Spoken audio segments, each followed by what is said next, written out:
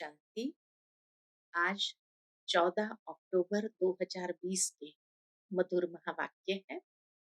आज की मुरली में बाबा ने बहुत वही रहस्य की बात स्पष्ट की है कि श्री कृष्ण का नाम उसके माँ बाप से भी अधिक बाला क्यों है। तीन विशेष कारण बताए बाबा ने। पहली बात, बाबा ने कहा कि श्री कृष्ण के माता पिता का जन्म योग बल से नहीं हुआ। सबसे पहले इस संसार में योग बल से जन्म लेने वाला श्री कृष्ण है। दूसरा कारण बाबा ने बताया कि वो आत्मा पूर्ण कर्मातीत बनती है, उसके जितनी कर्मातीत स्थिति और किसी की नहीं।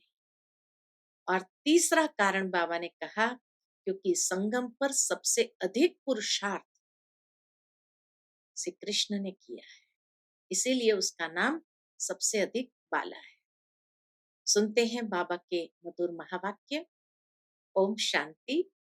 मीठे बच्चे, संगम युग पर ही तुम्हें आत्म अभिमानी बनने की मेहनत करनी पड़ती है। सतयुग अथवा कलयुग में यह मेहनत होती नहीं, क्योंकि वहां ये ज्ञान ही नहीं। प्रश्न है, श्री कृष्ण का नाम उनके माँ बाप से भी अधिक बाला है, क्यों? उत्तर, क्योंकि श्री कृष्ण से पहले जिनका भी जन्म होता है वो जन्म योग बल से नहीं होता। कृष्ण के माँ बाप ने कोई योग बल से जन्म नहीं लिया है। दूसरी बात, पूरी कर्मातीत अवस्था वाले राधे कृष्ण ही है, वही सदगति को पाते हैं। जब सब पाप आत्माएं खत्म हो जाती है, तब गुलगुल पावन नई दुनिया में श्री कृष्ण का जन्म होता है। उसे ही वैकुंठ कहा जाता है। और तीसरी बात, संगम पर श्री कृष्ण की आत्मा ने सबसे अधिक पुरुषार्थ किया है, इसीलिए उनका नाम बाला है। ओम शांति। मीठे मीठे रूहानी बच्चों को रूहानी बाप बैठ समझाते हैं। 5000 वर्ष के बाद एक ही बार बच्चों को आकर पढ़ाते हैं। पुकारते भी है कि हम पतितों को आकर पावन बनाओ, तो सिद्ध होता है कि ये पतित दुनिया है। नई दुनिया पावन दुनिया थी। नया मकान खूबसूरत होता है, पुराना जैसे टूटा फूटा हो जाता है। बरसात में गिर पड़ता है। अभी तुम बच्चे जानते हो, बाप आया है नई दुनिया बनाने। अभी पढ़ा रहे हैं, फिर 5000 वर्ष के बाद पढ़ाएंगे। अभी पढ़ा रहे हैं, फिर 5000 वर्ष के बाद पढ़ाएंगे। ऐसे कभी कोई साधु संत आदि अपने फॉलोअर्स को नहीं पढ़ाएंगे। उनको ये पता ही नहीं है, न खेल का पता है, क्योंकि निवृत्ति मार्ग वाले हैं। बाप बिगर कोई भी सृष्टि के आदि मध्य अंत का राज समझा न सके। आत्म अभिमानी बनने में ही बच्चों को मेहनत होती है, क्योंकि आधा कल्प में तुम कभी आत्म अभिमानी बने नहीं। गिरते ही गए देह अभिमान के कारण, तो कभी आधा कल्प तक आत्म अभिमानी बने ही नहीं, इसीलिए मेहनत लगती है। अब बाप कहते हैं अपने को आत्मा समझो। ऐसे नहीं आत्मा सो परमात्मा, नहीं, अपने को आत्मा समझ परम पिता परमात्मा शिव को याद करना है। याद की यात्रा मुख्य है, जिससे ही तुम पतित से पावन बनते हो। इसमें कोई स्थूल बात नहीं, कोई नाक कान आदि नहीं बंद करना है। मूल बात है अपने को आत्म समझ बाप को याद करना। तो कोई हठ आसन करने की बात ही नहीं है, ना नाक कान आंख बंद करना है। बाबा कहे बस अपने को आत्म समझ बाप को याद करना है। तुम आधा कल्प से हिरे हुए हो, देह अभिमान में रहने के देह अभिमान में रहने के घिरे हुए हैं। पहले अपने को आत्मा समझेंगे, तब बाप को याद कर सकेंगे। भक्ति मार्ग में भी बाबा बाबा कहते आते हैं। शिव भोलेनाथ को हमेशा बाबा ही कहते हैं। बच्चे जानते हैं, सतयुग में एक ही लौकिक बाप है। वहां पारलौकिक बाप को याद नहीं करते, क्योंकि सुख है। भक्ति मार्ग में फिर दो बाप बन जाते हैं, लौकिक और पारलौकिक। दुख में सब पारलौकिक बाप को याद करते हैं। सतयुग में भक्ति होती नहीं, वहां तो है ही ज्ञान की प्रालब्ध। ऐसे नहीं, ज्ञान रहता है। इस समय के ज्ञान की प्रालब्ध मिलती है। बाप तो एक ही बार आते हैं। आधा कल्प बेहद के बाप का सुख का वर्षा रहता है। फिर लौकिक बाप से अल्पकाल का वर्षा मिलता है। ये मनुष्य नहीं समझा सकते। यह है नई बात। 5000 वर्ष में संगम युग पर एक ही बार बाप आते हैं, जबकि कलयुग अंत सतयुग आदि का संगम होता है। तभी बाप आते हैं नई दुनिया फिर से स्थापन करने। नई दुनिया में इन लक्ष्मी नारायण का राज्य था। फिर त्रेता में राम राज्य था। बाकी देवताओं आदि के तो जो इतने चित्र बनाए हैं, वह सब है भक्ति मार्ग की सामग्री। बाबा कहे सतयुग में श्री लक्ष्मी नारायण, त्रेता में राम राज्य था। बाकी देवताओं आदि के इतने जो चित्र बनाए हैं, वो सब है भक्ति मार्ग की सामग्री। बाप कहते हैं इन सबको भूल जाओ, अभी अपने घर और नई दुनिया को याद करो। ज्ञान मार्ग है समझ का मार्ग, जिससे तुम 21 जन्म समझदार बन जाते हो। कोई दुख नहीं रहता। सतयुग में कभी कोई ऐसे नहीं कहेंगे कि हमको शांति चाहिए। कहा जाता है ना, मांगने से मरना भला। बाप तुमको ऐसा शाहूकार बना देते हैं, जो देवताओं को भगवान से कोई चीज मांगने की दरकार नहीं रहती। यहाँ तो दुआ मांगते हैं ना, यहाँ तो दुआ भी मांगनी पड़ती है। पोप आदि आते हैं तो कितने दुआ लेने जाते हैं। पोप कितनों की शादियां कराते हैं। बाबा तो ये काम नहीं करते। भक्ति मार्ग में जो पास्ट हो गया है, सो अब हो रहा है, सो फिर रिपीट होगा। दिन प्रतिदिन भारत कितना गिरता जाता है। अभी तुम हो संगम पर, बाकी सब है कलयुगी मनुष्य।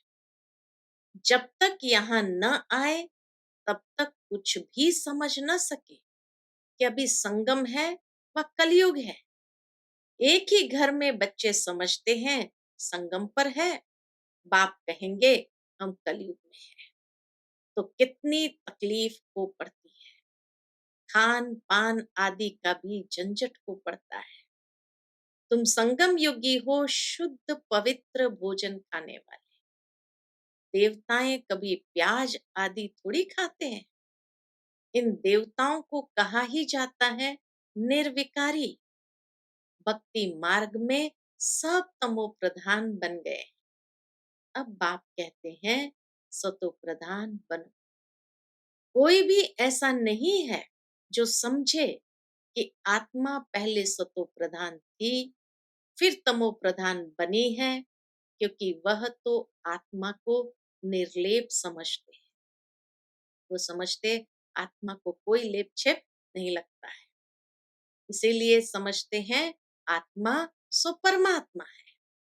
ऐसे ऐसे कह देते हैं आत्मा निर्लेप है, आत्मा सो परमात्मा। तो ये समझ सिर्फ हम संगम युग पर ही हमें बाप आकर के देते हैं। बाप कहते हैं ज्ञान सागर मैं ही हूं। जो इस देवी देवता धर्म के होंगे, वह सब आकर फिर से अपना वर्षा लेंगे। अभी सैपलिंग लग रही है। तुम समझ जाएंगे यह इतना ऊंच पद पाने लायक नहीं। घर में जाकर शादियां आदि करते छी छी होते रहते हैं, तो समझाया जाता है ऊंच पद पा नहीं सकते, ये राजाई स्थापन हो रही है। बाप कहते हैं मैं तुमको राजाओं का राजा बनाता, तो प्रजा जरूर बनानी पड़े, नहीं तो राज्य कैसे पाएंगे। यह गीता के अक्षर है ना, इनको कहा ही जाता है गीता का युग। बाबा कहे इसको कहा ही जाता है संगम युग को गीता का युग। तुम राजयोग सीख रहे हो, जानते हो आदि सनातन देवी देवता धर्म का फाउंडेशन लग रहा है। सूर्यवंशी चंद्रवंशी दोनों राजाई स्थापन हो रही है। ब्राह्मण कुल स्थापन हो चुका है। ब्राह्मण ही फिर सूर्यवंशी चंद्रवंशी बनते हैं। जो अच्छी रीति मेहनत करेंगे वह सूर्यवंशी बनेंगे। और धर्म वाले जो आते हैं वह आते ही हैं अपने धर्म की स्थापना करने। पीछे उस धर्म की आत्माएं आती रहती, धर्म की वृद्धि होती जाती है। समझो कोई क्रिश्चियन है तो उन्हों का बीज रूप क्राइस्ट ठहरा, धर्म स्थापन करने वाला बीज रूप क्राइस्ट ठहरा। तुम्हारा बीज रूप कौन है? बाप, क्योंकि बाप ही आकर स्वर्ग की स्थापना करते हैं ब्रह्मा द्वारा। ब्रह्मा को ही प्रजापिता कहा जाता है, रचता नहीं कहेंगे। ब्रह्मा बाबा को रचता नहीं कहेंगे, वो प्रजापिता है। शिव बाबा इनके माध्यम से रचता है। इन द्वारा बच्चे एडॉप्ट किए जाते हैं। ब्रह्मा को भी तो क्रिएट करते हैं ना, बाप आकर प्रवेश कर यह रचते हैं। शिव बाबा कहते हैं तुम मेरे बच्चे हो। ब्रह्मा भी कहते हैं तुम मेरे साकारी बच्चे हो। एडॉप्ट करने के कारण ब्रह्मा बाबा कहते हैं तुम मेरे साकारी बच्चे हो। अभी तुम काले छीछी बन गए हो, अब फिर ब्राह्मण बने हो।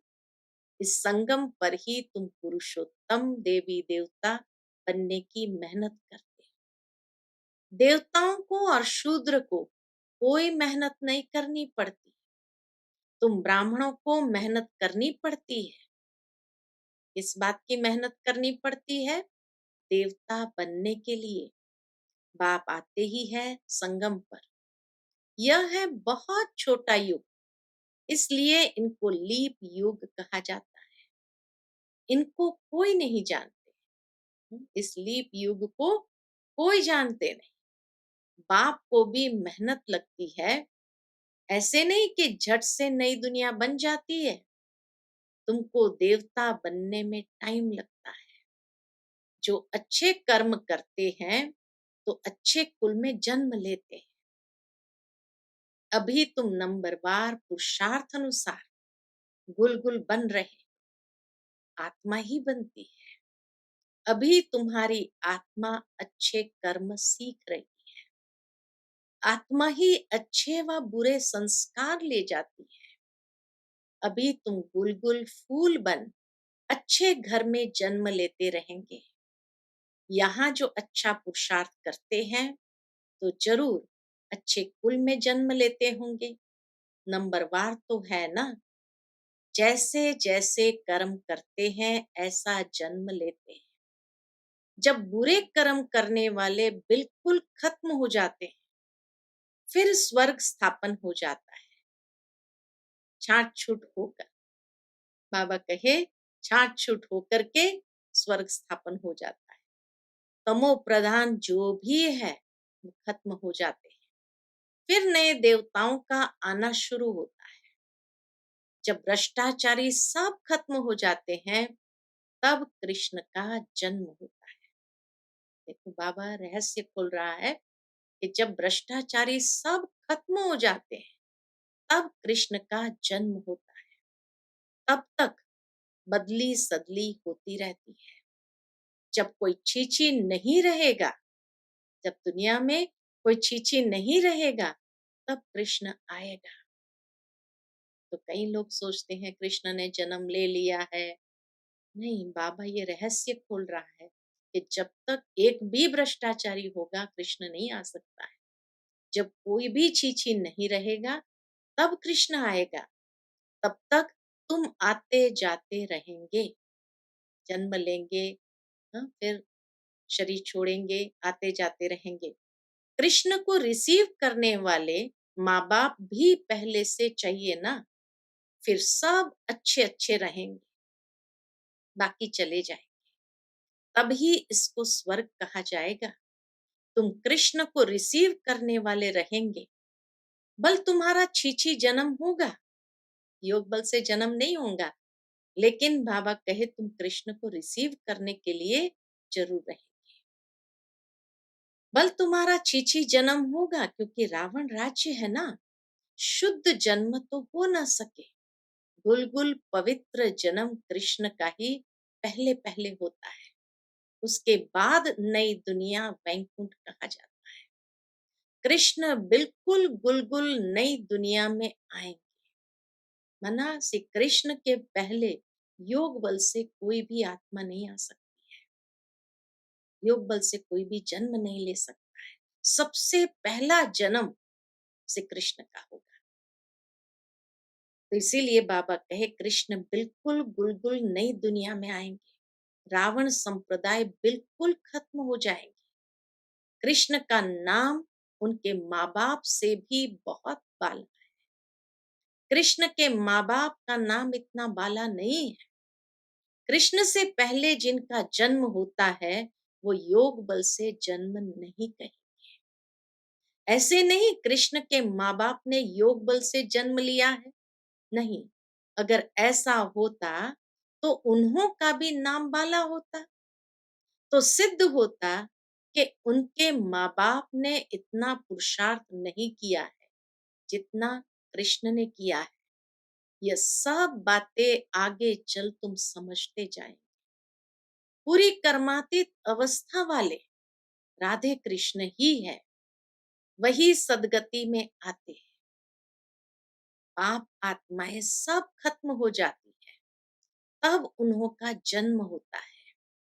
फिर कहेंगे पावन दुनिया, इसलिए कृष्ण का नाम बाला है। बहुत बड़ी रहस्य वाली बात बाबा ने स्पष्ट की है। माँ बाप का इतना नहीं, माँ बाप का नाम इतना बाला नहीं। आगे चल तुमको बहुत साक्षात्कार होंगे। टाइम तो पड़ा है, तुम किसको भी समझा सकते हो। हम यह बनने के लिए पढ़ रहे हैं। विश्व में इनका राज्य अब स्थापन हो रहा है। हमारे लिए तो नई दुनिया चाहिए। अभी तुमको दैवी संप्रदाय नहीं कहे। तुम हो ब्राह्मण संप्रदाय, देवता बनने वाले हो, दैवी संप्रदाय बन जाएंगे। फिर तुम्हारी आत्मा और शरीर दोनों स्वच्छ होंगे। अभी तुम संगम युगी पुरुषोत्तम बनने वाले हो। ये सारी मेहनत की बात है। याद से विकर्मा जीत बनना है। तुम खुद कहते हो याद घड़ी घड़ी भूल जाती है। बाबा पिकनिक पर बैठते हैं तो बाबा को ख्याल रहता है। बाबा बच्चों के साथ जब पिकनिक पर बैठते हैं तो बाबा को ख्याल रहता है। हम याद में नहीं रहेंगे तो बाबा क्या कहेंगे। इसलिए बाबा कहते हैं तुम याद में बैठ पिकनिक करो। पिकनिक भी करो तो बाबा की याद। कर्म करते माशूक को याद करो तो विकर्म विनाश होंगे। इसमें ही मेहनत है। याद से आत्मा पवित्र होगी, अविनाशी ज्ञान धन भी जमा होगा। फिर अगर अपवित्र बन जाते तो सारा ज्ञान बह जाता है। पवित्रता ही मुख्य है। बाप तो अच्छी अच्छी बातें ही समझाते हैं। ये सृष्टि के आदि मध्य अंत का ज्ञान और कोई में भी नहीं। और जो भी सत्संग आदि है वह सब है भक्ति मार्ग। बाबा ने समझाया है भक्ति वास्तव में प्रवृत्ति मार्ग वालों को ही करनी है। तुम्हारे में तो कितनी ताकत रहती है। बाबा कहे ज्ञान मार्ग में तो तुम्हारे में तो कितनी ताकत रहती है। घर बैठे तुमको सुख मिल जाता है। सर्वशक्तिमान बाप से तुम इतनी ताकत लेते हो। सर्वशक्तिमान बाप से बाबा को जितना याद करते तो कितनी ताकत लेते हो। सन्यासियों में भी पहले ताकत थी, जंगलों में रहते थे। अभी तो कितने बड़े बड़े फ्लैट बना करके रहते हैं। अभी वह ताकत नहीं। जैसे तुम्हारे में भी पहले सुख की ताकत रहती है, फिर गुम हो जाती। उन्हों में भी पहले शांति की ताकत थी, अब वह ताकत नहीं रही है। आगे तो सच कहते थे कि रचता और रचना को हम नहीं जानते। अभी तो अपने को भगवान शिवोहम कह बैठते हैं। बाप समझाते हैं इस समय सारा झाड़ तमो प्रधान है, इसलिए साधुओं आदि का भी उद्धार करने में आता हूँ। परित्राणाय साधुना, है ना, साधुओं आदि का भी उद्धार करने में आता हूँ। यह दुनिया ही बदलनी है। सब आत्माएं वापस चली जाएगी, एक भी नहीं जिसको यह पता हो कि हमारी आत्मा में अविनाशी पाठ भरा हुआ है, जो फिर से रिपीट करेंगे। आत्मा इतनी छोटी है, इनमें अविनाशी पाठ भरा है जो कभी विनाश नहीं होता। इसमें बुद्धि बड़ी अच्छी पवित्र चाहिए। ज्ञान की बातों को समझने के लिए बाबा कहे इसमें बुद्धि बड़ी अच्छी पवित्र चाहिए। वह तब होगी जब याद की यात्रा में मस्त रहेंगे।